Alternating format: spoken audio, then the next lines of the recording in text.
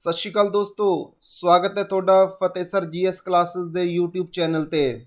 ਅੱਜ ਦੀ ਇਸ ਵੀਡੀਓ ਵਿੱਚ ਅਸੀਂ ਲੈ ਕੇ ਆਏ ਹਾਂ ਤੁਹਾਡੇ ਲਈ 4 ਜੂਨ ਦੇ ਕਰੰਟ ਅਫੇਅਰ। ਜਿਵੇਂ ਕਿ ਤੁਹਾਨੂੰ ਪਤਾ ਹੀ ਹੈ ਕਿ ਡੇਲੀ ਕਰੰਟ ਅਫੇਅਰ ਦੀ ਸੀਰੀਜ਼ ਹੈ। ਇਸ ਦੇ ਵਿੱਚ ਆਪਾਂ ਡੇਲੀ ਜੋ ਕਰੰਟ ਅਫੇਅਰ ਆ ਉਹਨਾਂ ਨੂੰ ਕਵਰ ਕਰਦੇ ਹਾਂ। ਇਹ ਜੋ ਵੀਡੀਓ ਦਾ ਸੋਰਸ ਹੈ, ਜਿਵੇਂ ਮੈਂ ਪਹਿਲਾਂ ਵੀ ਦੱਸਿਆ ਕਿ ਦਾ ਹਿੰਦੂ ਨਿਊਜ਼ਪੇਪਰ, ਦਾ ਇੰਡੀਅਨ ਐਕਸਪ੍ਰੈਸ, ਦਾ ਟ੍ਰਿਬਿਊਨ ਅਤੇ PIB ਤੋਂ ਡਾਟਾ ਇਕੱਠਾ ਕਰਕੇ ਆਪਾਂ ਇਹ ਕਰੰਟ ਅਫੇਅਰ ਤਿਆਰ ਕਰਦੇ ਹਾਂ। ਅਤੇ ਇਹਨਾਂ ਕਰੰਟ ਅਫੇਅਰ ਦੀ ਸਪੈਸ਼ਲਿਟੀ ਇਹ ਹੈ ਕਿ ਇਹ ਬਾਇਲਿੰਗੁਅਲ ਆ ਜੀ। ਮੀਨਜ਼ ਜੋ ਡਾਟਾ ਆ ਉਹ ਇੰਗਲਿਸ਼ ਵਿੱਚ ਤੁਹਾਨੂੰ ਰਿਪਰੈਜ਼ੈਂਟ ਕੀਤਾ ਜਾਊਗਾ ਅਤੇ ਜੋ ਉਹਦੀ ਐਕਸਪਲੇਸ਼ਨ ਆ ਉਹ ਪੰਜਾਬੀ ਭਾਸ਼ਾ ਵਿੱਚ ਹੋਊਗੀ। ਇਹ ਇੱਕ ਤਰ੍ਹਾਂ ਦੇ ਡਿਟੇਲਡ ਕਰੰਟ ਅਫੇਅਰ ਨੇ ਜਿਨ੍ਹਾਂ ਵਿੱਚ ਆਪਾਂ ਜੋ ਕਰੰਟ ਦੇ ਵਿੱਚ ਨਿਊਜ਼ ਹੁੰਦੀ ਆ ਉਸ ਨਿਊਜ਼ ਨੂੰ ਦੇਖਦੇ ਹਾਂ। ਜੇਕਰ ਉਸ ਨਿਊਜ਼ ਦੇ ਵਿੱਚੋਂ ਕੁਐਸਚਨ ਬਣ ਸਕਦਾ ਹੋਵੇ ਤਾਂ ਆਪਾਂ ਉਹ ਵੀ ਕਵਰ ਕਰਦੇ ਹਾਂ ਅਤੇ ਉਸ ਦੇ ਨਾਲ ਨਾਲ ਉਹਦੀ ਜੋ ਡਿਟੇਲਿੰਗ ਹੁੰਦੀ ਆ ਜਾਂ ਉਸ ਦਾ ਜੋ ਹਿਸਟੋਰੀਕਲ ਬੈਕਗਰਾਉਂਡ ਆ ਉਹ ਵੀ ਕਵਰ ਕਰਦੇ ਹਾਂ। ਕਿਉਂਕਿ ਇਹ ਜੋ ਪੈਟਰਨ ਹੈ ਇਸ ਤਰ੍ਹਾਂ ਦੇ ਕਰੰਟ ਅਫੇਅਰ ਦਾ ਉਹ ਯੂਜ਼ ਕੀਤਾ ਜਾਂਦਾ UPSC ਦੇ ਦੁਆਰਾ, ਆਪਣੇ ਪੰਜਾਬ ਦੀ ਜੋ ਬੋਡੀ ਆ PPSC ਉਹਦੇ ਦੁਆਰਾ। ਜਿਵੇਂ ਤੁਸੀਂ ਨਾਇਬ ਤਹਿਸੀਲਦਾਰ ਦਾ ਐਗਜ਼ਾਮ ਦੇਖਿਆ ਹੋਊਗਾ, ਉਹਦੇ ਵਿੱਚ ਪ੍ਰੋਪਰਲੀ ਡਿਟੇਲਡ ਆਪਣੇ ਜਿਹੜੇ MCQs ਆਏ ਸੀਗੇ ਉਹ ਕਰੰਟ ਅਫੇਅਰ ਤੋਂ ਹੀ ਕਵਰ ਹੁੰਦੇ ਸੀਗੇ, ਜੋ ਆਪਾਂ ਡਿਟੇਲ ਵਿੱਚ ਕਰਾਂਗੇ। PCS ਦੇ ਐਗਜ਼ਾਮ ਦੇ ਲਈ ਬਹੁਤ ਇੰਪੋਰਟੈਂਟ ਕਰੰਟ ਅਫੇਅਰ ਰਹਿਣ ਵਾਲੇ ਆ। IAS ਦੇ ਲਈ, CDS ਦੇ ਲਈ, CAPF ਦੇ ਲਈ ਅਤੇ ਜਿਵੇਂ ਹੁਣ ਕੋਆਪਰੇਟਿਵ ਇੰਸਪੈਕਟਰ ਦਾ ਪੇਪਰ ਆਉਣ ਵਾਲਾ ਹੈ ਉਹਦੇ ਲਈ ਬਹੁਤ ਇੰਪੋਰਟੈਂਟ ਕਰੰਟ ਅਫੇਅਰ ਨੇ। ਜਾਂ ਪੰਜਾਬ ਗੌਰਮੈਂਟ ਹੋਰ ਜਿਹੜੇ ਐਗਜ਼ਾਮ ਕੰਡਕਟ ਕਰਦੀ ਹੈ, ਜਿਵੇਂ ਕਿ ਆਪਣੇ ਕੋਲ ਹੁਣ ਆ ਰਿਹਾ ਜੀ ਐਕਸਾਈਜ਼ ਇੰਸਪੈਕਟਰ ਦਾ, ਉਹਦੇ ਲਈ ਵੀ ਬਹੁਤ ਹੀ ਇੰਪੋਰਟੈਂਟ ਕਰੰਟ ਅਫੇਅਰ ਨੇ। ਬਾਕੀ ਚਲੋ ਸ਼ੁਰੂ ਕਰਦੇ ਹਾਂ ਅੱਜ ਦੀ ਵੀਡੀਓ। ਅਤੇ ਜੇ ਤੁਸੀਂ ਮੇਰੇ ਚੈਨਲ 'ਤੇ ਨਵੇਂ ਹੋ ਤਾਂ ਚੈਨਲ ਨੂੰ ਸਬਸਕ੍ਰਾਈਬ ਜ਼ਰੂਰ ਕਰੋ। ਸਬਸਕ੍ਰਾਈਬ ਕਰਨ ਤੋਂ ਬਾਅਦ ਇੱਕ ਘੰਟੀ ਵਾਲਾ ਬਟਨ ਉਹਨੂੰ ਜ਼ਰੂਰ ਦੱਬ ਲਿਓ ਤਾਂ ਕਿ ਜਦੋਂ ਵੀ ਵੀਡੀਓ ਆਵੇ ਤਾਂ ਤੁਹਾਨੂੰ ਉਹਦਾ ਨੋਟੀਫਿਕੇਸ਼ਨ ਮਿਲ ਜਾਵੇ।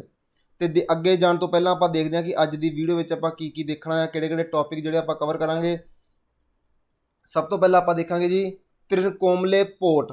ਤ੍ਰਿਨਕੋਮਲੇ ਪੋਰਟ ਆ ਸ਼੍ਰੀਲੰਕਾ ਦਾ। ਸੈਕਿੰਡ ਆਪਣੇ ਕੋਲ ਹੈਗਾ India's first liquid mirror telescope, ਮਤਲਬ ਲਿਕੁਇਡ ਮਿਰਰ ਟੈਲੀਸਕੋਪ ਆਪਣੇ ਕੋਲੇ। ਨੈਕਸਟ ਨਿਊਜ਼ ਹੈ ਆਪਣੀ major C port of India. ਇਹ ਜਿਹੜਾ ਟੌਪਿਕ ਆ ਇਹ ਸ਼੍ਰੀਲੰਕਾ ਦੇ ਪੋਰਟ ਦੇ ਨਾਲ ਹੀ ਆਪਾਂ ਕਵਰ ਕਰਾਂਗੇ।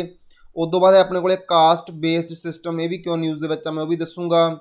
ਲਿਕੁਇਡ ਨੈਨੋ ਯੂਰੀਆ, ਇਹ ਵੀ ਬਹੁਤ ਇੰਪੋਰਟੈਂਟ ਹੈ। ਅਤੇ ਬਾਇਓਮਾਸ ਇਲੈਕਟ੍ਰਿਸਿਟੀ, ਇਹ ਵੀ ਬਹੁਤ ਇੰਪੋਰਟੈਂਟ ਟੌਪਿਕ ਹੈ। ਚਲੋ ਜੀ ਅੱਗੇ ਚੱਲਦੇ ਹਾਂ। ਬਾਕੀ ਤੁਹਾਨੂੰ ਵੀਡੀਓ ਦਾ ਪੈਟਰਨ ਪਤਾ ਹੀ ਹੈ, ਆਪਾਂ ਡੇਲੀ ਇੱਕ MCQs ਵੀ ਕਰਦੇ ਹਾਂ ਇਸ ਵੀਡੀਓ ਦੇ ਵਿੱਚ। ਅਤੇ ਅੱਜ ਦਾ MCQs ਆ ਰਿਹਾ ਕੁਐਸਚਨ ਆਪਣੇ ਕੋਲੇ with reference to the usefulness of the bio product of sugarcane industry. ਜਿਹੜਾ ਕਹਿੰਦੇ ਜੋ ਯੂਜ਼ਫੁਲਨੈਸ ਆ ਉਹ bio product of sugar industry, sugar industry ਦੇ ਬਾਇਓ ਪ੍ਰੋਡਕਟ ਆ ਉਹਨਾਂ ਦਾ ਯੂਜ਼ਫੁਲ ਕਿੱਥੇ ਹੁੰਦਾ ਆ। Which is following statement is correct. ਕਹਿੰਦਾ ਕਿਹੜਾ ਇਹਨਾਂ ਵਿੱਚੋਂ ਥੱਲਿਓਂ ਕਰੈਕਟ ਜਿਹੜੀ ਸਟੇਟਮੈਂਟ ਆ ਉਹ ਕਰੈਕਟ ਆ। ਮਤਲਬ ਜੋ ਸ਼ੂਗਰ ਕੇਨ ਦਾ ਜੋ ਆਪਣੇ ਕੋਲੇ ਬਾਇਓ ਪ੍ਰੋਡਕਟ ਹੁੰਦੇ ਆ ਉਹਨਾਂ ਨੂੰ ਅਸੀਂ ਕਿੱਥੇ ਕਿੱਥੇ ਯੂਜ਼ਫੁਲ ਕਰ ਸਕਦੇ ਹਾਂ। ਸਭ ਤੋਂ ਪਹਿਲਾਂ ਆਪਣੇ ਕੋਲ ਹੈਗਾ ਜੀ bagasse can be used as a biomass fuel for the generation of energy. ਜਿਹੜੇ ਬੈਗਸਿਸ ਆ ਕਹਿੰਦੇ ਅਸੀਂ ਉਹਨੂੰ ਐਜ਼ ਆ ਫਿਊਲ ਯੂਜ਼ ਕਰਦੇ ਹਾਂ ਐਨਰਜੀ ਨੂੰ ਜਨਰੇਟ ਕਰਨ ਦੇ ਲਈ। ਬੈਗਸਿਸ ਮੀਨਸ ਉਹ ਜੋ ਗੰਨੇ ਦੀ ਖੇਤੀ ਤੋਂ ਬਾਅਦ ਜੋ ਸਾਡੇ ਕੋਲ ਬਚ ਜਾਂਦਾ ਆ ਉਹਨੂੰ ਅਸੀਂ ਬੈਗਸਿਸ ਕਹਿੰਦੇ ਹਾਂ। ਨੈਕਸਟ ਨਿਊ ਆਪਣੇ ਕੋਲ ਸਟੇਟਮੈਂਟ ਹੈਗੀ ਆ molasses can be used one of the feedstock for the production of synthetic chemical fertiliser. ਵੀ ਅਸੀਂ ਇਹਦੇ ਨਾਲ ਜਿਹੜੇ ਸਿੰਥੈਟਿਕ ਕੈਮੀਕਲ ਫਰਟੀਲਾਈਜ਼ਰ ਤਿਆਰ ਕਰ ਸਕਦੇ ਹਾਂ। ਮੋਲੇਸਿਸ ਹੁੰਦਾ ਗੁੜ, ਜਿਹਨੂੰ ਆਪਾਂ ਪੰਜਾਬੀ 'ਚ ਗੁੜ ਕਹਿੰਦੇ ਹਾਂ। ਤੀਜੀ ਸਟੇਟਮੈਂਟ ਆਪਣੇ ਕੋਲ molasses can be used for the production of ethanol, ਕਿ ਜੋ ਮੋਲੇਸਿਸ ਆ ਉਹਨੂੰ ਅਸੀਂ ਐਥੋਨੋਲ ਦੇ ਪ੍ਰੋਡਕਸ਼ਨ ਦੇ ਲਈ ਵੀ ਯੂਜ਼ ਕਰ ਸਕਦੇ ਹਾਂ। ਆਪਣੇ ਕੋਲ ਆਪਸ਼ਨ ਆ ਜੀ A ਦੇ ਵਿੱਚ 1 ਓਨਲੀ, B ਦੇ ਵਿੱਚ 2 and 3 ਓਨਲੀ, C ਦੇ ਵਿੱਚ 1 and 3 ਓਨਲੀ ਅਤੇ D ਦੇ ਵਿੱਚ ਹੈਗਾ 1 2 3, ਤਿੰਨੋਂ ਦੀਆਂ ਤਿੰਨੋਂ ਸਟੇਟਮੈਂਟ। ਹੁਣ ਤੁਸੀਂ ਇਹਦਾ ਆਨਸਰ ਦੇਣਾ ਆ ਕਮੈਂਟ ਬਾਕਸ ਦੇ ਵਿੱਚ। ਅਤੇ ਬਾਕੀ ਤੁਹਾਨੂੰ ਪਤਾ ਹੀ ਹੈ ਕਿ ਜੇ ਇਹਦਾ ਆਨਸਰ ਤੁਹਾਨੂੰ ਚਾਹੀਦਾ ਤਾਂ ਕਿੱਥੋਂ ਮਿਲੂਗਾ, ਜਦੋਂ ਆਪਾਂ ਵੀਡੀਓ ਦੇ ਲਾਸਟ ਚਲੇ ਗਏ ਉਦੋਂ ਬਾਅਦ ਆਪਾਂ ਇਹਦਾ ਆਨਸਰ ਜ਼ਰੂਰ ਦੇਖਾਂਗੇ ਜੀ ਵੀਡੀਓ ਦੇ ਬਿਲਕੁਲ ਲਾਸਟ 'ਤੇ। ਚਲੋ ਅੱਜ ਦੀ ਵੀਡੀਓ ਸਟਾਰਟ ਕਰਦੇ ਹਾਂ ਆਪਾਂ ਅੱਜ ਦੇ ਜੋ ਕਰੰਟ ਅਫੇਅਰ ਨੇ। ਬਾਕੀ ਜੇ ਇਸ ਵੀਡੀਓ ਦੀ PDF ਚਾਹੀਦੀ ਹੈ ਤਾਂ ਤੁਹਾਨੂੰ ਪਤਾ ਹੀ ਹੈ ਕਿ ਤੁਸੀਂ ਫਤਿਹ ਸਰ ਜੋ ਆਪਣਾ ਚੈਨਲ ਆ ਜੀ ਟੈਲੀਗ੍ਰਾਮ 'ਤੇ, ਉਹਦੇ 'ਤੇ ਵਿਜ਼ਿਟ ਕਰਨਾ, ਉਹਨੂੰ ਜੁਆਇਨ ਕਰਨਾ। ਉਸ ਚੈਨਲ 'ਤੇ ਇਹ ਜਿਹੜੀ PDF ਆ ਉਹ ਮਿਲ ਜਾਊਗੀ। ਇਹਦੇ ਨਾਲ ਨਾਲ ਹੋਰ ਜਿੰਨੀਆਂ ਵੀ ਪੁਰਾਣੀਆਂ PDFs ਨੇ ਉਹ ਮਿਲ ਜਾਣਗੀਆਂ। ਹਾਂਜੀ, 1-2 ਦਿਨ ਤੋਂ ਮੈਂ PDF ਨਹੀਂ ਉੱਥੇ ਅਪਲੋਡ ਕਰ ਪਾਇਆ, ਕੁਛ ਕੁ ਮੇਰੇ ਕੋਲ ਪਈਆਂ PDFs, ਉਹ ਵੀ ਮੈਂ ਕਰ ਦੂੰਗਾ ਜਲਦੀ ਹੀ। ਜੋ ਲੇਟੈਸਟ ਲੈਕਚਰ ਨੇ ਉਹਨਾਂ ਦੀਆਂ PDFs ਅਜੇ ਰਹਿੰਦੀਆਂ ਅਪਲੋਡ ਕਰਨ ਵਾਲੀਆਂ, ਅਤੇ ਤੁਸੀਂ ਉੱਥੋਂ ਜਾ ਕੇ ਡਾਊਨਲੋਡ ਜ਼ਰੂਰ ਕਰ ਲਿਓ ਜੀ। ਚਲੋ ਆਪਣੀ ਜੋ ਫਸਟ ਨਿਊਜ਼ ਆ ਆਪਣੀ ਉਹ ਹੈਗੀ ਆ ਤ੍ਰਿਨਕੋਮਲੇ ਪੋਰਟ ਆਫ ਸ਼੍ਰੀਲੰਕਾ। ਜੋ ਸ਼੍ਰੀਲੰਕਾ ਦੀ ਨਿਊਜ਼ ਆ ਉਹਦਾ ਇੱਕ ਪੋਰਟ ਆ ਤ੍ਰਿਨਕੋਮਲੇ ਪੋਰਟ। ਸ਼੍ਰੀਲੰਕਾ ਨੇ ਪਲਾਨ ਕੀਤਾ ਕਿ ਅਸੀਂ ਇੱਕ ਪੋਰਟ ਜਿਹੜਾ ਉਹਨਾਂ ਦਾ ਹੈਗਾ ਤ੍ਰਿਨਕੋਮਲੇ ਪੋਰਟ ਉਹਨੂੰ ਡਿਵੈਲਪ ਕਰਨਾ ਆ ਤਾਂ ਕਿ ਐਜ਼ ਆ ਉਹਨੂੰ ਇੰਡਸਟਰੀਅਲ ਹੱਬ ਬਣਾਇਆ ਜਾ ਸਕੇ, ਜੋ ਕਿ ਗਲੋਬ ਨੂੰ, ਜੋ ਗਲੋਬਲ ਆਪਣੀ ਮਤਲਬ ਪੂਰੀ ਅਰਥ ਨੂੰ ਇੰਟਰਸਟ ਜਿੱਥੇ ਹੈਗਾ ਉੱਥੇ, ਮਤਲਬ ਪੂਰੇ ਗਲੋਬ ਦਾ ਇੰਟਰਸਟ ਨੂੰ ਸਪਾਰਕ ਕਰ ਸਕੇ। ਪੂਰੇ ਅਰਥ ਦੇ ਜਿੰਨੇ ਵੀ ਆਪਣੀਆਂ ਕੰਟਰੀਜ਼ ਆ, ਡਿਵੈਲਪਡ ਕੰਟਰੀਜ਼ ਆ, ਉਹਨਾਂ ਨੂੰ ਉੱਥੇ ਅਟਰੈਕਟ ਕਰ ਸਕੇ। ਪ੍ਰਪੋਜ਼ਲ ਇਹ ਕੀ ਆ, ਇਹਨਾਂ ਕੋਲੇ ਲੌਂਗ ਸਟੈਂਡਿੰਗ ਪਲਾਨ ਆ, ਕਾਫੀ ਟਾਈਮ ਦਾ ਪਲਾਨ ਆ, ਤਾਂ ਕਿ ਜੋ ਦੇਖੋ ਸ਼੍ਰੀਲੰਕਾ ਦਾ ਪਲਾਨ ਆ, ਜੋ ਸ਼੍ਰੀਲੰਕਾ ਦੀ ਪੋਰਟ ਅਥਾਰਟੀ ਆ, ਸ਼੍ਰੀਲੰਕਾ ਪੋਰਟ ਅਥਾਰਟੀ, ਉਹਨਾਂ ਕੋਲ ਕਾਫੀ ਸਾਰੀ ਲੈਂਡ ਪਈ ਆ ਜੋ ਕਿ ਇਸ ਪੋਰਟ ਅਥਾਰਟੀ ਨਾਲ ਬਿਲੋਂਗ ਕਰਦੀ ਆ, ਅਤੇ ਉਹਨਾਂ ਦਾ ਪਲਾਨ ਆ ਕਿ ਇੱਥੇ ਅਸੀਂ ਇਹਨੂੰ ਮੋਨੇਟਾਈਜ਼ ਲੈਂਡ ਕਰੀਏ, ਮਤਲਬ ਇੱਥੇ ਕੁਛ ਨਾ ਕੁਛ ਇੱਦਾਂ ਦੇ ਪ੍ਰੋਜੈਕਟ ਸਟਾਰਟ ਕਰੀਏ ਤਾਂ ਕਿ ਜਿਹੜੀ ਪੈਸਾ ਆ ਉਹ ਫੋਰਨ ਤੋਂ ਵੀ ਇਨਵੈਸਟਮੈਂਟ ਆਵੇ ਅਤੇ ਲੋਕਲ ਇਨਵੈਸਟਮੈਂਟ ਵੀ ਆਵੇ, ਜਿਹਦੇ ਨਾਲ ਜਿਹੜਾ ਇਹ ਏਰੀਆ ਉਹ ਸਪੈਸ਼ਲ ਇਕਨੋਮਿਕ ਜ਼ੋਨ ਬਣ ਜਾਵੇ, ਇੰਡਸਟਰੀਅਲ ਪਾਰਕ ਬਣੇ ਅਤੇ ਐਨਰਜੀ ਦਾ ਹੱਬ ਬਣ ਜਾਵੇ। ਮਤਲਬ ਕਿ ਇੱਕ ਏਰੀਆ ਨੂੰ ਡਿਵੈਲਪ ਕਰਨ ਦੇ ਲਈ ਹੀ ਜਿਹੜਾ ਇਹ ਤ੍ਰਿਨਕੋਮਲੇ ਪੋਰਟ ਆ ਉਹਦੇ 'ਤੇ ਕੰਮ ਚੱਲ ਰਿਹਾ ਆ। ਅਸੀਂ ਯਾਦ ਕੀ ਰੱਖਣਾ ਕਿ ਜੋ ਤ੍ਰਿਨਕੋਮਲੇ ਪੋਰਟ ਆ ਉਹ ਸ਼੍ਰੀਲੰਕਾ ਵਿੱਚ ਆ ਲੇਟੈਸਟਲੀ। ਹੁਣ ਆਪਾਂ ਦੇਖਣਾ ਤਾਂ ਮੈਪ ਕਿ ਇਹ ਕਿੱਥੇ ਗਾ ਸ਼੍ਰੀਲੰਕਾ ਦੇ ਵਿੱਚ। ਦੇਖੋ ਜੀ ਆਪਣੇ ਕੋਲ ਸਾਈਡ 'ਤੇ ਹੈਗਾ ਸ਼੍ਰੀਲੰਕਾ ਦਾ ਮੈਪ, ਇੱਥੇ ਸਾਡੇ ਕੋਲ ਹੈਗਾ ਤ੍ਰਿਨਕੋਮਲੇ ਪੋਰਟ ਆ ਰਿਹਾ ਜੀ।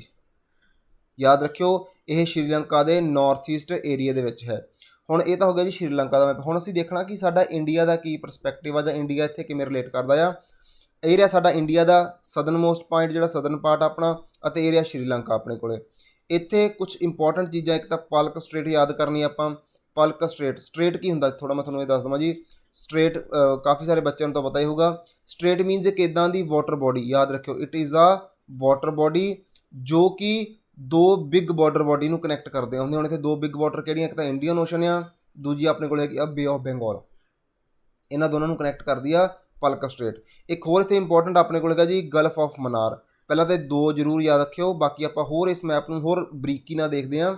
ਇੱਕ ਆਪਣੇ ਕੋਲ ਪੰਬਨ ਬ੍ਰਿਜ, ਠੀਕ ਆ। ਤਿੰਨ ਚੀਜ਼ਾਂ ਯਾਦ ਕਰਨੀਆਂ ਜੀ, ਕਿਹੜੀਆਂ ਕਿਹੜੀਆਂ ਆਪਣੇ ਕੋਲੇ, Gulf of Mannar, Palak straight and Pamban bridge. ਚਲੋ ਜੀ ਇਸੇ ਮੈਪ ਨੂੰ ਆਪਾਂ ਥੋੜ੍ਹਾ ਜਿਹਾ ਡਿਟੇਲ ਦੇ ਵਿੱਚ ਦੇਖਦੇ ਹਾਂ।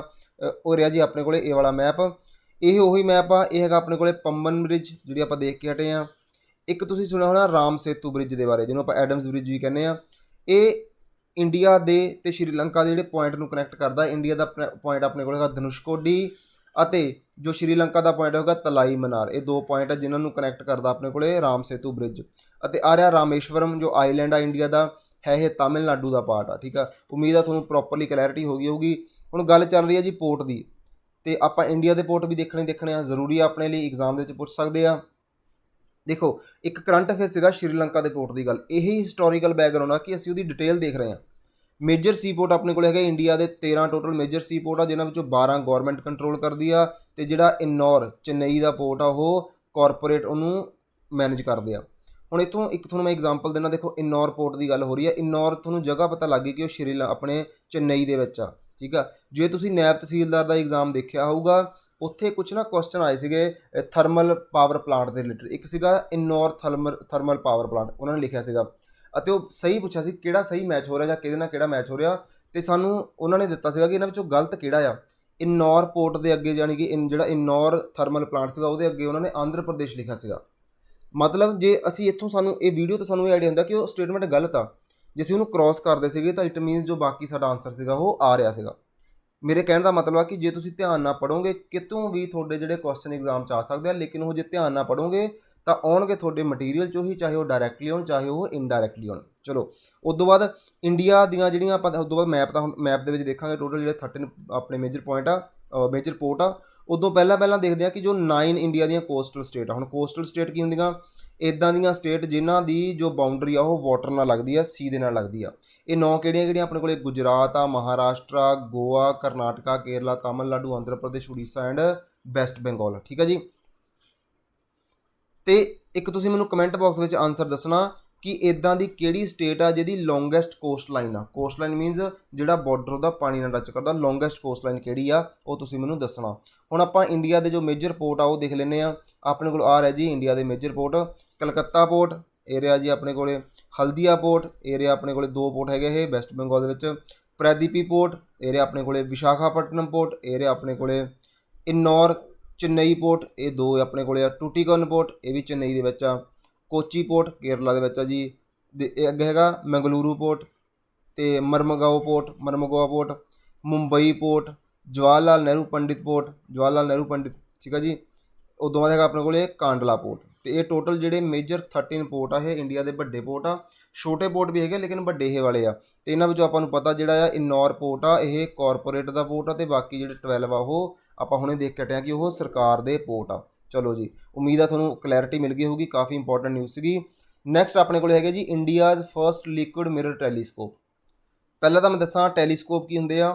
ਟੈਲੀਸਕੋਪ ਇੱਕ ਇੱਦਾਂ ਦੀਆਂ ਕਹਿ ਸਕਦੇ ਹਾਂ ਕਿ ਸਿਸਟਮ ਹੁੰਦਾ, ਮਸ਼ੀਨ ਹੁੰਦੀ ਆ, ਜਿਹਨੂੰ ਅਸੀਂ ਯੂਜ਼ ਕਰਦੇ ਹਾਂ ਸਪੇਸ ਦੇ ਵਿੱਚ ਕੁਛ ਚੀਜ਼ਾਂ ਨੂੰ ਦੇਖਣ ਦੇ ਲਈ, ਅਤੇ ਇਹਨਾਂ ਨੂੰ ਅਸੀਂ ਓਬਜ਼ਰਵੇਸ਼ਨ ਮਤਲਬ ਜੋ ਅਸਮਾਨ ਦੇ ਵਿੱਚ ਸਪੇਸ ਦੇ ਵਿੱਚ ਜੋ ਵੀ ਚੀਜ਼ਾਂ ਉਹਨਾਂ ਨੂੰ ਓਬਜ਼ਰਵ ਕਰਨ ਦੇ ਲਈ ਇਹ ਚੀਜ਼ਾਂ ਬਣਾਈਆਂ ਜਾਂਦੀਆਂ। ਅਤੇ ਇੰਡੀਆ ਦਾ ਫਸਟ ਹੁਣ ਹੈਗਾ ਇਹ ਲਿਕੁਇਡ ਮਿਰਰ ਟੈਲੀਸਕੋਪ। ਆ ਦੇਖੋ ਜੀ, ਪਹਿਲਾਂ ਤਾਂ ਤੁਸੀਂ ਦੇਖ ਲਓ ਧਿਆਨ ਨਾਲ, ਇਹ ਪਿਕਚਰ ਆ, ਇਹ ਜੋ ਇੱਕ ਲੈਂਸ ਟਾਈਪ ਹੁੰਦਾ ਇਹਦੇ ਵਿੱਚ ਇਸ ਟਾਈਮ 'ਤੇ ਲਿਕੁਇਡ ਆਪਣੇ ਕੋਲ ਪਾਇਆ ਜਾਂਦਾ, ਉਹਦੇ ਨਾਲ ਬਣਦਾ ਇਹ ਬਿਲਡਿੰਗ ਆ, ਅਤੇ ਇਹ ਉਹ ਪ੍ਰੋਪਰਲੀ ਜਿਸ ਦੀ ਗੱਲ ਕਰ ਰਹੇ ਹਾਂ ਟੈਲੀਸਕੋਪ ਦੀ, ਇੱਦਾਂ ਦਾ ਦਿਖਣ ਦੇ ਵਿੱਚ ਦਿਖਾਈ ਇੱਦਾਂ ਦਾ ਦਿੰਦਾ ਇਹ ਟੈਲੀਸਕੋਪ। ਦੇਖ ਲਓ ਇਹਨੂੰ ਧਿਆਨ ਨਾਲ, ਇੱਥੋਂ ਅਸੀਂ ਇਨਸਾਨ ਖੜ੍ਹ ਕੇ ਦੇਖੂਗਾ ਤਾਂ ਉਹਨੂੰ ਪ੍ਰੋਪਰਲੀ ਸਪੇਸ ਦੇ ਵਿੱਚ ਕਾਫੀ ਜੋ ਚੀਜ਼ਾਂ ਆ ਉਹ ਕਲੈਰਿਟੀ ਨਾਲ ਦਿਖਦੀਆਂ ਆ ਜੀ। ਚਲੋ ਹੁਣ ਆਪਾਂ ਦੇਖਦੇ ਹਾਂ India's first liquid mirror telescope ਜਿਹੜਾ ਆ ਇੰਟਰਨੈਸ਼ਨਲ ਲਿਕੁਇਡ ਮਿਰਰ ਟੈਲੀਸਕੋਪ ਇਹਦਾ ਨਾਮ ਆ, ਠੀਕ ਆ। ਇਹ ਹੁਣ ਸਟਾਰਟ ਹੋ ਗਿਆ, ਕਮਿਸ਼ਨਿੰਗ ਕਰ ਦਿੱਤਾ ਗਿਆ, ਇਹਦਾ ਕਮਿਸ਼ਨਿੰਗ ਫੇਜ਼ ਚੱਲ ਰਿਹਾ ਆ, ਜੋ ਕਿ ਸਟਾਰਟ ਕਰੂਗਾ ਸਾਇੰਟੀਫਿਕ ਓਬਜ਼ਰਵੇਸ਼ਨ, ਠੀਕ ਆ। ਜੋ ਸਾਇੰਟੀਫਿਕ ਓਬਜ਼ਰਵੇਸ਼ਨ ਮੀਨਸ ਜੋ ਸਾਇੰਟਿਸਟ ਨੇ ਇਹਨਾਂ ਦਾ ਯੂਜ਼ ਕਰਨਾ ਆ, ਉਹਨੂੰ ਹੁਣ ਇਹ ਉਹਦਾ ਯੂਜ਼ ਦੇ ਲਈ ਇਹ ਤਿਆਰ ਹੋ ਚੁੱਕਾ ਇਹ ਟੈਲੀਸਕੋਪ।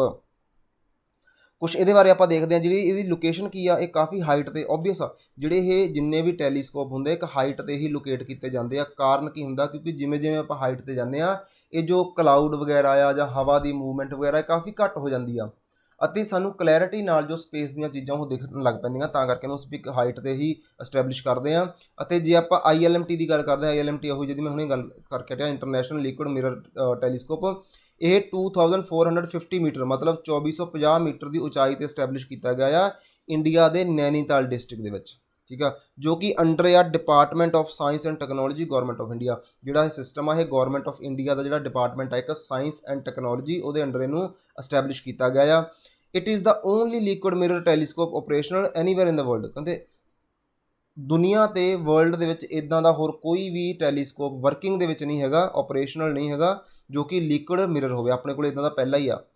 ਉਸ ਤੋਂ ਬਾਅਦ ਹੋਲਡ ਕਰਦਾ ਇਹ ਯੂਨੀਕ ਟੈਗ, ਅਤੇ ਡਿਜ਼ਾਈਨ ਕੀਤਾ ਗਿਆ ਹੈ ਐਕਸਕਲੂਸਿਵਲੀ ਫॉर ਦਾ ਐਸਟਰੋਨੋਮਿਕਲ ਪਰਪਸ। ਜੋ ਐਸਟਰੋਨੋਮਿਕਲ ਪਰਪਸ ਆ ਉਹਨਾਂ ਦੇ ਯੂਜ਼ ਲਈ ਇਹਨੂੰ ਡਿਜ਼ਾਈਨ ਕੀਤਾ ਗਿਆ, ਬਹੁਤ ਇੰਪੋਰਟੈਂਟ ਆ ਜੀ ਇਹ।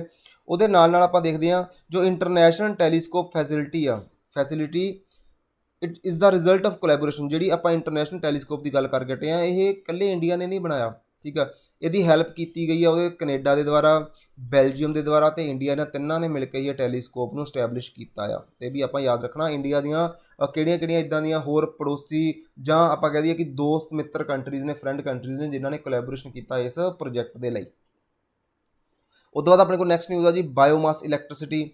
ਹੁਣ ਇੱਥੋਂ ਕਲੀਅਰ ਹੋ ਰਿਹਾ ਕਿ ਕਿਤੇ ਨਾ ਕਿਤੇ ਇਹਦੇ ਵਿੱਚ ਆਪਾਂ ਗੱਲ ਕਰਾਂਗੇ ਕਿ ਜੋ ਇਲੈਕਟ੍ਰੀਸਿਟੀ ਪ੍ਰੋਡਿਊਸ ਹੁੰਦੀ ਆ ਉਹਦੇ ਲਈ ਅਸੀਂ ਬਾਇਓਮਾਸ ਦਾ ਐਜ਼ ਅ ਫਿਊਲ ਯੂਜ਼ ਕਰਾਂਗੇ। ਇਸ ਨਿਊਜ਼ ਤੋਂ ਮੈਨੂੰ ਪਤਾ ਲੱਗ ਰਿਹਾ, ਠੀਕ ਆ। ਇਲੈਕਟ੍ਰੀਸਿਟੀ ਜਨਰੇਸ਼ਨ ਹੋਣ ਦੇ ਕਿਹੜੇ ਤਰੀਕੇ ਹੁੰਦੇ ਆ, ਤੁਸੀਂ ਕਿਸ ਤਰੀਕੇ ਨਾਲ ਇਲੈਕਟ੍ਰੀਸਿਟੀ ਨੂੰ ਜਨਰੇਟ ਕਰ ਸਕਦੇ ਹੋ। ਇਹ ਜੋ ਜਿੰਨੀਆਂ ਵੀ ਟਾਈਪ ਹੁੰਦੀਆਂ, ਪਲੀਜ਼ ਮੈਨੂੰ ਕਮੈਂਟ ਬਾਕਸ ਦੇ ਵਿੱਚ ਤੁਸੀਂ ਦੱਸੋ ਕਿ ਕਿਹੜੇ ਤਰੀਕੇ ਨਾਲ ਇਲੈਕਟ੍ਰੀਸਿਟੀ ਜਨਰੇਟ ਹੁੰਦੀ ਆ। ਆਪਾਂ ਨਿਊਜ਼ ਨੂੰ ਦੇਖਦੇ ਹਾਂ। ਆ ਬਾਇਓਮਾਸ ਬੇਸਡ ਬੋਇਲਰ ਇੱਕ ਹੋਊਗਾ ਜਿਹਦੇ ਵਿੱਚ ਬਾਇਓਮਾਸ ਯੂਜ਼ ਕੀਤਾ ਜਾਊਗਾ ਐਜ਼ ਅ ਫਿਊਲ। ਇਹਨੂੰ ਅਸੀਂ ਕਹਿੰਦੇ ਹਾਂ ਬਾਇਓਮਾਸ ਬੇਸਡ ਬੋਇਲਰ ਟੈਕਨੋਲੋਜੀ। ਇਹਨੂੰ ਲਾਂਚ ਕੀਤਾ ਗਿਆ ਇੰਡੀਆ ਦੇ ਵਿੱਚ, ਖਾਸ ਕਰਕੇ ਹਰਿਆਣਾ ਵਿੱਚ, ਜੋ ਕੁਰੂਕਸ਼ੇਤਰ ਵਾਲਾ ਰੀਜਨ ਆ ਉੱਥੇ, ਜੋ ਕਿ ਕਲੇਮ ਕਰਦਾ ਆ ਇਹਦੇ ਵਿੱਚ ਜੋ ਵੀ ਐਗਰੀਕਲਚਰ ਰੈਜ਼ੀਡਿਊਜ਼ ਹੁੰਦੇ ਆ ਉਹਨੂੰ ਐਜ਼ ਅ ਫਿਊਲ ਯੂਜ਼ ਕੀਤਾ ਜਾਂਦਾ ਆ। ਅਤੇ ਉਦੋਂ ਬਾਅਦ ਆਪਾਂ ਇਹਨਾਂ ਕਹਿੰਦੇ ਨਾ ਕਿ ਰੈਜ਼ੀਡਿਊ ਐਜ਼ ਅ ਬਰਡਨ ਹੈ ਆਪਣੇ ਕੋਲ, ਸਟਬਲ ਬਰਨਿੰਗ ਵਗੈਰਾ, ਇਹ ਸਾਨੂੰ ਟੈਨਸ਼ਨ ਦਿੰਦੇ ਆ। ਹੁਣ ਇਹ ਟੈਨਸ਼ਨ ਨਹੀਂ ਦੇਣਗੇ ਕਿਉਂਕਿ ਇਹਨੂੰ ਐਜ਼ ਅ ਫਿਊਲ ਯੂਜ਼ ਕਰਾਂਗੇ ਅਤੇ ਉਹਦੇ ਤੋਂ ਇਲੈਕਟ੍ਰੀਸਿਟੀ ਜਨਰੇਟ ਹੋਊਗੀ। ਪਹਿਲਾਂ ਮੈਂ ਤੁਹਾਨੂੰ ਸਮਝਾ ਦੇਵਾਂ ਕਿ ਇਲੈਕਟ੍ਰੀਸਿਟੀ ਜਨਰੇਟ ਕਿਵੇਂ ਹੁੰਦੀ ਆ ਇਸ ਬਾਇਓਫਿਊਲ ਦੇ ਨਾਲ, ਫਿਰ ਅੱਗੇ ਆਪਾਂ ਚੱਲਦੇ ਹਾਂ। ਇੱਕ ਪਿਕਚਰ ਆ ਜਿਹੜੀ ਸ਼ੋਅ ਕਰ ਰਹੀ ਹੈ, ਦੇਖੋ ਆਪਣੇ ਕੋਲ ਇੱਥੇ ਵਾਟਰ ਹੁੰਦਾ ਇਸ ਸਟੀਮ ਦੇ ਵਿੱਚ, ਬੋਇਲਰ ਦੇ ਵਿੱਚ, ਨੀਚੇ ਦੀ ਇਹਨੂੰ એનર્ਜੀ ਦਿੱਤੀ ਜਾਂਦੀ ਆ। ਇਹ ਜਿਹੜੀ એનર્ਜੀ ਆ, ਹੀਟ ਆ, ਇਹ ਪਹਿਲਾਂ ਆਪਾਂ ਕੋਲ ਦੇ ਰਾਹੀਂ ਦਿੰਦੇ ਸੀਗੇ, ਕੋਲਾ ਬਰਨ ਕਰਦੇ ਸੀਗੇ, ਕਦੇ ਆਇਲ ਬਰਨ ਕਰਦੇ ਸੀਗੇ, ਨੈਚੁਰਲ ਗੈਸ। ਲੇਕਿਨ ਹੁਣ ਆਪਾਂ ਇਹਦੀ ਜਗ੍ਹਾ ਬਾਇਓਮਾਸ ਆਪਾਂ ਦੇਖ ਕੇ ਹਟੇ ਹਾਂ। ਜੋ ਆਪਣੇ ਕੋਲੇ ਫਸਲਾਂ ਆ ਉਹਨਾਂ ਦਾ ਰੈਜ਼ੀਡਿਊ ਹੁੰਦਾ ਆ, ਉਹਨੂੰ ਅਸੀਂ ਐਜ਼ ਅ ਫਿਊਲ ਯੂਜ਼ ਕਰਾਂਗੇ। ਉਹਦੇ ਨਾਲ ਹੀਟ ਪ੍ਰੋਡਿਊਸ ਹੋਊਗੀ, ਜਿਹੜਾ ਵਾਟਰ ਆ ਉਹ ਸਟੀਮ ਦੇ ਵਿੱਚ ਕਨਵਰਟ ਹੋਊਗਾ, ਅਤੇ ਉਹ ਸਟੀਮ ਇੱਕ ਪ੍ਰੈਸ਼ਰ ਦੇ ਅੰਡਰ ਮੂਵ ਕਰਦੀ ਹੈ, ਟਰਬਾਈਨ 'ਤੇ ਜਾ ਕੇ ਹਿੱਟ ਕਰੂਗੀ, ਉਹ ਟਰਬਾਈਨ ਘੁੰਮੂਗੀ, ਉਹਦੇ ਨਾਲ ਜੋ ਜਨਰੇਟਰ ਆ ਉਹ ਰੋਟੇਟ ਕਰੂਗਾ ਅਤੇ ਇਲੈਕਟ੍ਰੀਸਿਟੀ ਪ੍ਰੋਡਿਊਸ ਹੋਊਗੀ। ਸਾਰੀ ਗੇਮ ਇੱਥੇ ਆ ਜੀ, ਠੀਕ ਹੈ। ਉਮੀਦ ਕਰਦਾ ਤੁਹਾਨੂੰ ਕਲੈਰਿਟੀ ਹੋ ਗਈ ਕਿ ਬਾਇਓਫਿਊਲ ਜਾਂ ਬਾਇਓਮਾਸ ਦੀ ਆਪਾਂ ਗੱਲ ਕਰ ਰਹੇ ਹਾਂ, ਉਹਦਾ ਮੀਨਿੰਗ ਕੀ ਆ, ਉਹ ਯੂਜ਼ ਕਿੱਥੇ ਹੋਣਾ। ਹੁਣ ਇਸ ਨਿਊਜ਼ ਨੂੰ ਆਪਾਂ ਡਿਟੇਲ 'ਚ ਦੇਖਦੇ ਹਾਂ। ਸਾਨੂੰ ਇਹ ਤੋਂ ਪਤਾ ਲੱਗ ਗਿਆ ਕਿ ਜਿਹੜਾ ਆਪਣਾ new biomass based boiler technology ਅਸੀਂ ਲਾਂਚ ਕਿੱਥੇ ਕੀਤੀ ਆ, ਹਰਿਆਣਾ ਵਿੱਚ ਕੁਰੂਕਸ਼ੇਤਰਾ, ਕਿਉਂਕਿ ਇਹ ਵੀ ਪੁੱਛ ਲੈਂਦੇ ਆ ਆਪਣੇ ਐਗਜ਼ਾਮ ਦੇ ਵਿੱਚ ਕਿ ਕਿੱਥੇ ਹੁਣ ਇਹਨੂੰ ਸਟਾਰਟ ਕੀਤਾ ਗਿਆ। ਜੋ ਬਾਇਓਮਾਸ ਬੇਸਡ ਇਲੈਕਟ੍ਰਿਸਿਟੀ ਆ ਗੇਨ ਕੀਤੀ ਜਾਂਦੀ ਆ ਅਟੈਂਸ਼ਨ ਆਫ, ਦੇਖੋ ਇਹਨੇ ਕੀ ਕੀਤਾ, ਇਹਨੇ ਗੇਨ ਕੀਤੀ ਆ ਅਟੈਂਸ਼ਨ ਕਿਹਨਾਂ ਦੀ ਜੀ, ਜਿੰਨੇ ਵੀ ਪਾਲਿਸੀ ਮੇਕਰ ਆਪਣੇ। ਕਿਉਂ? ਤਾਂ ਕਿ ਹੁਣ ਤੱਕ ਜਿਹੜੀ ਅਸੀਂ ਇਲੈਕਟ੍ਰਿਸਿਟੀ ਜਨਰੇਟ ਕਰਦੇ ਸੀਗੇ ਉਹ ਕਿਤੇ ਨਾ ਕਿਤੇ ਕਾਰਬਨ ਪ੍ਰੋਡਿਊਸ ਕਰਦੇ ਸੀ, ਕਿਉਂਕਿ ਕੋਲ ਪ੍ਰੋਡਿਊਸ ਕਰਾਂਗੇ ਆਪਾਂ, ਕੋਲ ਨੂੰ ਯੂਜ਼ ਕਰਾਂਗੇ ਤਾਂ ਓਬਵੀਅਸ ਉਹ ਬਰਨ ਹੋਊਗਾ ਅਤੇ ਕਾਰਬਨ ਪ੍ਰੋਡਿਊਸ ਹੋਊਗੀ।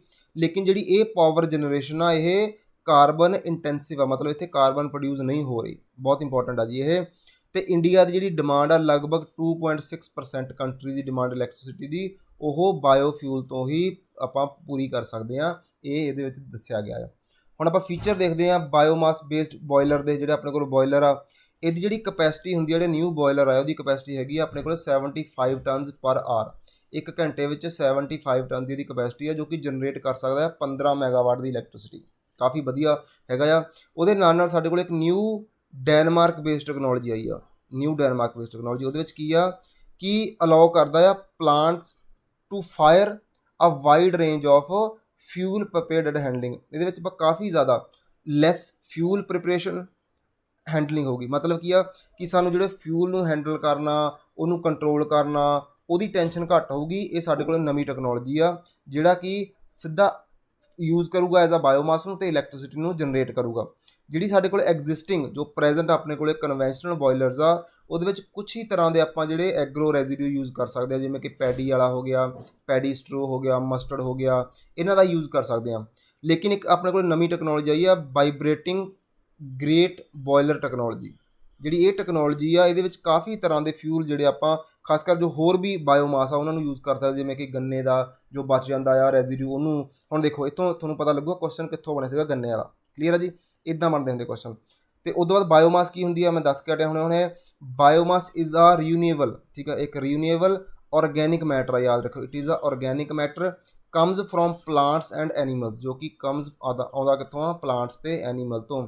ਇਹਨੂੰ ਅਸੀਂ ਯੂਜ਼ ਕਿੱਥੇ ਕਰਦੇ ਹਾਂ, ਯੂਜ਼ਡ ਫॉर ਦਾ ਫੈਸਿਲਿਟਿੰਗ ਹੀਟਿੰਗ, ਗਰਮ ਕਰਨ ਦੇ ਲਈ, ਇਲੈਕਟ੍ਰਿਸਿਟੀ ਜਨਰੇਸ਼ਨ ਦੇ ਲਈ, ਠੀਕ ਹੈ, ਜਾਂ ਹੋਰ ਵੀ ਪਾਵਰ ਅਤੇ ਹੀਟ ਦੋਨਾਂ ਨੂੰ ਆਪਾਂ ਇਕੱਠਿਆਂ ਵੀ ਜਨਰੇਟ ਕਰ ਸਕਦੇ ਹਾਂ ਐਜ਼ ਆ ਫਿਊਲ। ਇਹਨੂੰ ਆਪਾਂ ਯੂਜ਼ ਕਰਦੇ ਹਾਂ ਬਾਇਓਮਾਸ ਨੂੰ। ਬਾਇਓਮਾਸ ਯਾਦ ਰੱਖਿਓ ਇੱਕ ਔਰਗੈਨਿਕ ਮੈਟਰ ਆ, ਠੀਕ ਆ ਜੀ, ਔਰਗੈਨਿਕ ਮੈਟਰ ਆ। ਇਹ ਤੋਂ ਜੋ ਵੀ ਚੀਜ਼ਾਂ ਪ੍ਰੋਡਿਊਸ ਹੋਣਗੀਆਂ ਉਹ ਔਰਗੈਨਿਕ ਹੀ ਹੋਣਗੀਆਂ, ਕੈਮੀਕਲ ਨਹੀਂ ਹੋਣਗੀਆਂ। ਚਲੋ ਅੱਗੇ ਚੱਲਦੇ ਹਾਂ ਆਪਾਂ। ਨੈਕਸਟ ਆਪਣੇ ਕੋਲ ਹੈਗੇ ਜੀ ਲਿਕੁਇਡ ਨੈਨੋ ਯੂਰੀਆ। ਇਹ ਕੀ ਆ, ਪ੍ਰਾਈਮ ਮਿਨਿਸਟਰ ਨੇ ਹੁਣੇ ਇਨੈਗੋਰੇਟ ਕੀਤਾ ਆ ਕੰਟਰੀ ਦਾ first liquid nano urea plant Gujarat ਦੇ ਵਿੱਚ। ਕਲੋਲ ਜੋ ਜਗ੍ਹਾ ਦਾ ਨਾਮ ਹੈ ਗੁਜਰਾਤ। ਕੁਐਸਚਨ ਇਹ ਵੀ ਬਣ ਸਕਦਾ ਕਿ ਜੋ ਲਿਕੁਇਡ ਨੈਨੋ ਪਲਾਂਟ ਪਹਿਲਾਂ ਇੰਡੀਆ ਦਾ ਕਿੱਥੇ ਓਪਨ ਕੀਤਾ ਗਿਆ, ਤਾਂ ਯਾਦ ਰੱਖਿਓ ਗੁਜਰਾਤ ਦੇ ਵਿੱਚ। ਹੁੰਦੀ ਕੀ ਆ ਆਪਣੇ ਕੋਲ ਲਿਕੁਇਡ ਯੂਰੀਆ, ਸਿੰਪਲੀ ਜਿਹੜੇ ਫਾਰਮਿੰਗ ਫੈਮਿਲੀ ਨਾਲ ਬਿਲੋਂਗ ਕਰਦੇ ਆ ਤੁਸੀਂ, ਹੁਣ ਤੱਕ ਜਿਹੜੀ ਖੇਤਾਂ ਵਿੱਚ ਯੂਰੀਆ ਯੂਜ਼ ਕਰਦੇ ਆ ਐਜ਼ ਆ ਉਹ ਗੱਟੇ ਵਿੱਚ ਆਉਂਦੀ ਆ, ਉਹਦੇ ਵਿੱਚੋਂ ਆਪਾਂ 50 ਕਿਲੋ ਦਾ ਗੱਟਾ ਖਿਲਾਰਦੇ ਹਾਂ। ਲੇਕਿਨ ਹੁਣ ਉਹ ਤੁਹਾਨੂੰ ਕਰਨ ਦੀ ਲੋੜ ਨਹੀਂ ਹੈਗੀ। ਇੱਕ ਇੱਦਾਂ ਦਾ ਪੈਕ ਆਊਗਾ ਜਿਹਦੇ ਵਿੱਚ ਲਿਕੁਇਡ ਹੋਊਗੀ, ਜਿਵੇਂ ਆਪਾਂ ਪੈਸਟੀਸਾਈਡ ਨਹੀਂ ਯੂਜ਼ ਕਰਦੇ, ਕਿਸੇ ਕੋਈ ਇਨਸੈਕਟ ਲੱਗ ਗਿਆ, ਸੁੰਡੀ ਲੱਗ ਗਈ, ਉਹਨੂੰ ਮਾਰਨ ਦੇ ਲਈ ਹੁਣ ਯੂਰੀਆ ਵੀ ਇੱਦਾਂ ਆਇਆ ਕਰੂਗੀ, ਠੀਕ ਹੈ। ਇੱਦਾਂ ਯੂਰੀਆ ਦੇ ਬੈਨੀਫਿਟ ਕੀ ਆ, ਹਾਲਾਂਕਿ ਆਪਾਂ ਅੱਗੇ ਵੀ ਦੇਖਾਂਗੇ, ਲੇਕਿਨ ਆਪਾਂ ਇੱਥੇ ਦੇਖਦੇ ਹਾਂ ਇਫਕੋ ਜਿਹੜੀ ਆਪਣੀ ਕੰਪਨੀ ਆ ਉਹ ਇਹਨੂੰ ਲਾਂਚ ਕਰ ਰਹੀ ਆ। ਇਹਦੇ ਨਾਲ ਕੀ ਹੋਊਗਾ, ਰਿਡਿਊਸ ਇਨਪੁਟ ਕਾਸਟ। ਸਭ ਤੋਂ ਵੱਡੀ ਗੱਲ ਆਪਾਂ ਫਾਰਮਿੰਗ ਜੋ ਕਹਿ ਰਿਹਾ ਕਿ ਫਾਰਮਰਸ ਦੀ ਜਿਹੜੀ ਕਮਾਈ ਘਟ ਰਹੀ ਆ ਉਹਦੇ ਲਈ ਹੀ ਇੱਕ ਲੈ ਕੇ ਆਂਦੀ ਗਈ ਆ, ਤਾਂ ਕਿ ਜੋ ਫਾਰਮਰ ਦੀ ਇਨਪੁਟ ਕਾਸਟ ਉਹ ਘਟੇ। ਅੱਗੇ ਡਿਟੇਲ ਦੱਸੂਗਾ ਕਿਵੇਂ ਘਟਦੀ ਆ। ਆਪਣੇ এনवायरमेंट ਫਰੈਂਡਲੀ, ਮਤਲਬ এনवायरमेंट ਫਰੈਂਡਲੀ ਆ ਹੈ। ਇੰਪਰੂਵ ਦਾ ਨਿਊਟ੍ਰੀਸ਼ਨ ਵੈਲਿਊ, ਇਹਦੇ ਨਾਲ ਜੋ ਨਿਊਟ੍ਰੀਸ਼ਨ ਵੈਲਿਊ ਵੀ ਇੰਪਰੂਵ ਹੁੰਦੀ ਆ। ਇਨਕਰੀਜ਼ ਫਾਰਮਸ ਇਨਕਮ, ਜਿਹੜਾ ਫਾਰਮਰ ਆਪਣੀ ਉਹਦੀ ਇਨਕਮ ਵੀ ਇਨਕਰੀਜ਼ ਹੁੰਦੀ ਆ। ਅਨਹੈਂਸ ਕ੍ਰੌਪ ਪ੍ਰੋਡਕਟੀਵਿਟੀ, ਜੋ ਕ੍ਰੌਪ ਦੀ ਪ੍ਰੋਡਕਟੀਵਿਟੀ ਆ ਉਹ ਵੀ ਇਨਕਰੀਜ਼ ਹੁੰਦੀ ਆ। ਇਹਦੇ ਨਾਲ ਨਾਲ ਇਹ ਚੀਪਰ ਆ ਕਾਫੀ, ਜੋ ਅਸੀਂ ਕਨਵੈਨਸ਼ਨਲ ਯੂਰੀਆ ਯੂਜ਼ ਕਰਦੇ ਹਾਂ ਉਹਦੇ ਨੂੰ ਕਹਿੰਦੇ ਬਹੁਤ ਸਸਤੀ ਪੈਂਦੀ ਆ। ਅੱਗੇ ਦੇਖਾਂਗੇ ਜੀ ਕਿੰਨਾ ਸਸਤੀ ਪੈਂਦੀ, ਕਿਉਂਕਿ ਮੈਂ ਕੰਪੈਰੀਜ਼ਨ ਕੀਤਾ ਹੋਇਆ ਕਾਸਟ ਦਾ ਵੀ, ਅਤੇ ਇਹ ਵੀ ਦੱਸਿਆ ਹੈਗਾ ਕਿ ਕਿੰਨੀ ਆਪਾਂ ਨੂੰ ਇਹਦੇ ਵਿੱਚ এনवायरमेंट ਕਿੰਨਾ ਫਰੈਂਡਲੀ ਆ ਅਤੇ ਕਾਸਟ ਦਾ ਕਿੰਨਾ ਫਰਕ ਆ। ਜੇ ਆਪਾਂ ਲਿਕੁਇਡ ਨੈਨੋ ਯੂਰੀਆ ਦੀ ਗੱਲ ਕਰਦੇ ਹਾਂ ਤਾਂ ਯੂਰੀਆ ਹੀ ਆ ਜੋ ਕਿ ਸਾਨੂੰ ਮਿਲਦੀ ਆ ਨੈਨੋ ਪਾਰਟੀਕਲਸ ਦੇ ਵਿੱਚ, ਠੀਕ ਆ। Urea is a chemical nitrogen fertiliser. ਆਪਾਂ ਨੂੰ ਪਤਾ ਕਿ ਨਾਈਟ੍ਰੋਜਨ ਫਰਟੀਲਾਈਜ਼ਰ ਆ ਕੈਮੀਕਲ ਵਾਲਾ, ਜੋ ਕਿ ਵਾਈਟ ਇਨ ਕਲਰ, ਦਿਖਣ ਦੇ ਵਿੱਚ ਚਿੱਟਾ ਹੁੰਦਾ ਆ। ਆਰਟੀਫਿਸ਼ਲੀ ਪ੍ਰੋਵਾਈਡ ਕਰਦਾ ਨਾਈਟ੍ਰੋਜਨ, ਜਿਹੜਾ ਕਿ ਮੇਜਰ ਨਿਊਟ੍ਰੀਐਂਟ ਰਿਕੁਆਇਰਡ ਆ ਸਾਡੇ ਪਲਾਂਟਸ ਦੇ ਲਈ। ਆਪਾਂ ਨੂੰ ਪਤਾ ਨਾਈਟ੍ਰੋਜਨ ਇੱਕ ਇੱਦਾਂ ਦਾ ਨਿਊਟ੍ਰੀਐਂਟ ਆ ਜੋ ਕਿ ਕਾਫੀ ਜ਼ਿਆਦਾ ਪਲਾਂਟਸ ਨੂੰ ਚਾਹੀਦਾ ਆ, ਅਤੇ ਉਹ ਅਸੀਂ ਦਿੰਦੇ ਸੀ ਪਹਿਲਾਂ, ਹੁਣ ਤੱਕ ਇਹਨੂੰ ਵਾਈਟ ਕਲਰ ਦਾ ਹੁੰਦਾ ਆ।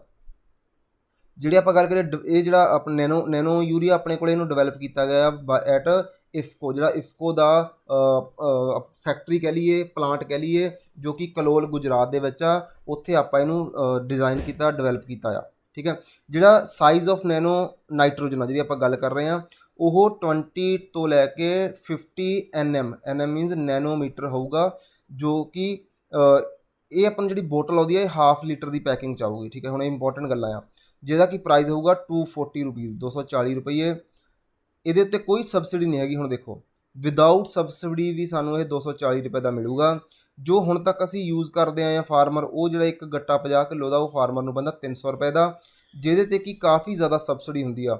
ਹੁਣ ਇੱਥੋਂ ਇਹ ਸਾਨੂੰ ਪਤਾ ਲੱਗਦਾ ਕਿ ਉਨਾ ਹੀ ਸਾਨੂੰ ਜਿਹੜਾ ਇੱਕ ਪ੍ਰੋਡਕਟ ਆ ਉਹ ਇੱਕ ਤਾਂ 60 ਰੁਪਏ ਸਸਤਾ ਮਿਲ ਰਿਹਾ ਆ, ਦੂਜਾ ਉੱਤੇ ਸਬਸਿਡੀ ਨਹੀਂ ਹੈਗੀ। ਹਾਲਾਂਕਿ ਸਬਸਿਡੀ ਨਾ ਹੋਣ ਦਾ ਫਾਰਮਰ 'ਤੇ ਇੰਪੈਕਟ ਨਹੀਂ ਪੈਂਦਾ, ਇਹ ਇੰਪੈਕਟ ਪੈਂਦਾ ਗੌਰਮੈਂਟ 'ਤੇ। ਗੌਰਮੈਂਟ ਨੂੰ ਇਸ ਚੀਜ਼ ਦਾ ਬਹੁਤ ਬੈਨੀਫਿਟ ਹੁੰਦਾ, ਕਿਉਂਕਿ ਗੌਰਮੈਂਟ ਦੇ ਜੋ ਖਰਚੇ ਆ ਉਹ ਸਬਸਿਡੀ ਵਿੱਚ ਜਾਂਦੇ ਆ, ਉਹ ਬਚ ਜਾਣੇ ਆ, ਤਾਂ ਕਰਕੇ ਅਸੀਂ ਕਹਿ ਸਕਦੇ ਗੌਰਮੈਂਟ ਦਾ ਇੱਥੇ ਬੈਨੀਫਿਟ ਆ। ਜੇ ਆਪਾਂ ਐਫੀਕੇਸੀ ਦੀ ਗੱਲ ਕਰੀਏ, ਮਤਲਬ ਇਹ ਕਿੰਨਾ ਕੁ ਯੂਜ਼ਫੁਲ ਹੋਊਗਾ, ਕਿ ਇਹ ਵੈਸੇ ਤਾਂ ਨਹੀਂ ਹੈਗਾ ਕਿ ਅਸੀਂ ਯੂਜ਼ ਇਹਨੂੰ ਕਰ ਲਈਏ ਇਹਦਾ ਰਿਜ਼ਲਟ ਨਾ ਨਿਕਲੇ, ਲੇਕਿਨ ਨਹੀਂ, ਜੋ ਕਨਵੈਨਸ਼ਨਲ ਯੂਰੀਆ ਸਾਡੇ ਕੋਲ ਹੈਗਾ ਉਹਦੀ ਐਫੀਕੇਸੀ ਮੀਨਸ ਆਪਾਂ ਜੇ ਐਫੀਸ਼ੀਐਂਸੀ ਦੀ ਗੱਲ ਕਰੀਏ ਤਾਂ ਉਹ 25% ਤੱਕ ਆ।